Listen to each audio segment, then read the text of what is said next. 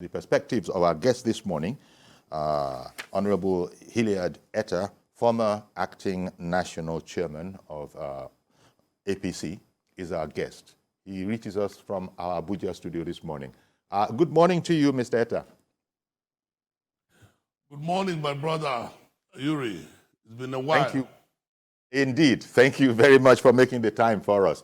Now, it's a very, very serious matter because it is thought that this is going to affect everybody. In fact, nobody is saying it won't affect. Everybody is saying that, yep, it is a bitter pill, but it needs to be swallowed.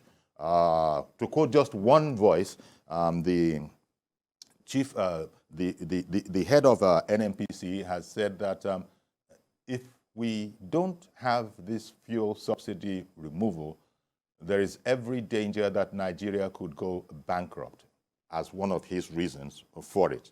Our topic today is Nigeria's fraudulent subsidy regime. And that is coming from a wide swathe of the society who believe that, you know, it's not a real thing.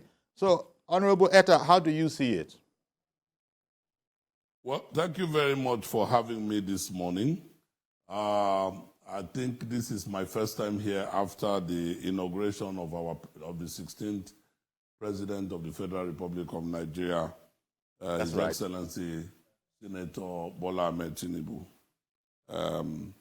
It is indeed very sad that it took the very courageous President Bola Ahmed Tinubu to put a stop to this fraud. If you do the numbers, it will shock you that Nigeria spends about 7.6 trillion naira every year to do a subsidy on petroleum products. And this amounts to about $16.5 billion at the central bank rate of foreign exchange. Now, to know the value of these humongous amounts of money that we're talking about, you need to now put it in proper perspective. To construct a road, a kilometer of road in Nigeria costs between approximately 300 million naira to about 1.5 billion naira, depending on the topography and other variables. So it would mean that the money that we expend on subsidy in a year in Nigeria is capable of doing between 10 to 25,000 kilometers of road in Nigeria. And you know what this means to the road deficit that we presently have in Nigeria. To construct a turbine, a gas-powered electricity turbine, one gas turbine cost about approximately $2.5 million US. And that will mean that the monies that we expend on subsidy will give us about 65 turbines in Nigeria that can generate over, I'm not very particular, I don't have that figure, but I know that the generating set that we have in my place that was built by General Obasanjo was to generate about 500 megawatts of electricity, and it has, I would think, about 5 turbines. And so this is huge. Now, you know, if you also further investigate, you will find to your chagrin that the 2022 national budget of the Republic of Ghana was approximately about 12 billion US, far less than what we spend on petroleum subsidy. The same thing for the budget of Cameroon, the Republic of Cameroon, which was approximately about $11 billion as at last year. So it is scary that we were doing this until last Monday, where the president put a stop to it. There is something that Nigerians must have a conversation about, which is the cost of what they call the landing cost. That is about, from the records of the NNPC that is available to us, the landing cost of a liter of fuel is about 359 naira per liter. Now, which means that if Nigeria were to produce its own fuel, if the refineries that we have in Nigeria were to produce the fuel that we need in Nigeria, it means that about 359 naira will be taken away from the cost of fuel per liter. That is not to say that other variables may not come in terms of transportation and all of that. So what I'm saying is that the external variable within the context of the cost of a liter of fuel in Nigeria that is part of the subsidy is too huge. Whereas if you take away 185 naira that was the government regulated price of a liter of fuel, and then look at the 359 that was added to it as the subsidy on the liter of fuel, it is too huge a burden for any nation to have undertaken. It is exciting.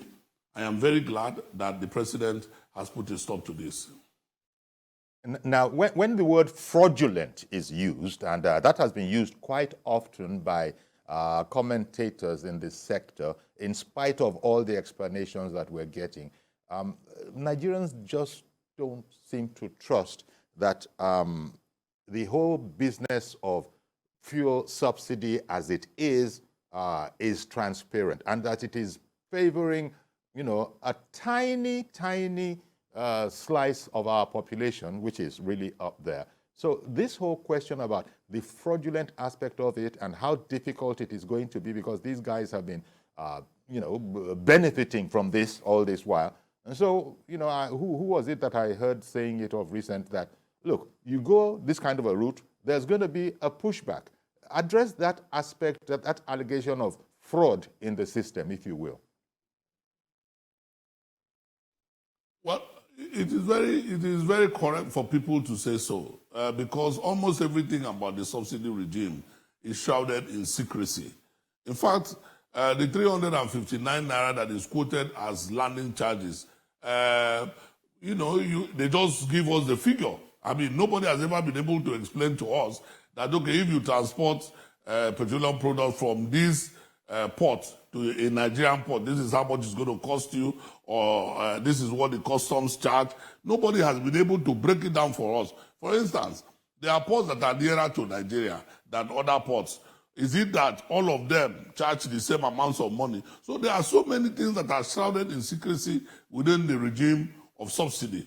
And again, if we subsidize and we sell at 185 and 195 naira, and our neighbors like Ghana sells at about 830 naira. I don't know what Togo sells at. I don't know what Republic of Benin sells at, but I know it is far higher than 185 naira. So what it means is that you are just encouraging people to take fuel, subsidized fuel from Nigeria to the neighboring countries. In fact, there is a conversation around a figure that is bandied around by the NNPC. People are questioning whether truly we are using 60 million liters of fuel per day. Now, all of that is because there is profits to be made. If our petroleum products are sold at competitive prices, I believe that there will be no to smuggle it out of the country and make humongous profits as people are presently doing. So it is